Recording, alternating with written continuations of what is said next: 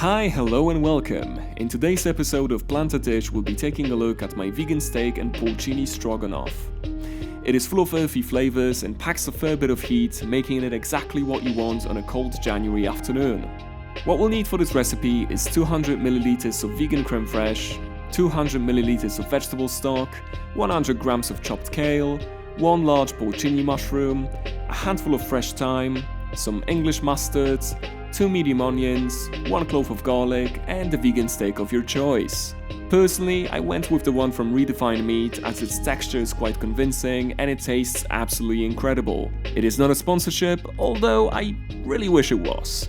We want to start things off by cutting the porcini mushroom into small, bite-sized pieces. If you're using a frozen one like I do, make sure not to make the same mistake that I did and cut it while it's still half frozen. That way it will be easier to prepare and won't leave as much juices on your cutting board like it did in my case. Next, we move on to peeling our garlic and onions. Now, don't cut any of it too finely, as we actually want the stroganoff to be quite chunky. It is anything but an elegant dish. In a large frying pan, we want to heat up approximately 1 tablespoon of olive oil and chuck in our porcini mushroom pieces. We season them with a bit of sea salt and fry them on medium to high heat until they turn golden brown and crispy. Once we're happy with the color of the mushrooms, we go ahead and add the chopped up garlic and onions. We season everything with half teaspoon of ground cayenne pepper and 1 teaspoon of nutmeg.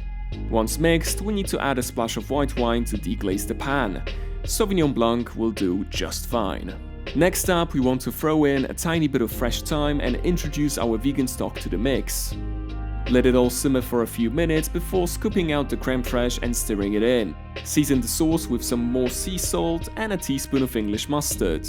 Make sure that everything is well incorporated and leave the sauce to simmer on low heat for about 15 minutes. Now, we move on to frying our vegan steak in a medium pan using 1 tablespoon of olive oil, some ground black pepper, a bit of sea salt and a sprig of fresh thyme.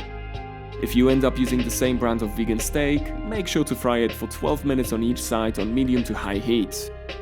That gives us more than enough time to whip up a minimalist salad using some chopped kale, black pepper, some sea salt, and a squeeze of lemon. Once the steak is cooked all the way through, we want to chop it up into medium chunks and add it to the sauce. Last but not least, we want to throw in 250 grams of cooked mafaldine pasta and mix that together with the sauce. Finally, it's time to plate up. Scoop up some of that lovely stroganoff onto a plate of your choice, making sure that you get enough of those mushrooms, onions and vegan steak, and top it all off with the kale salad. And here we are, my vegan steak and porcini stroganoff.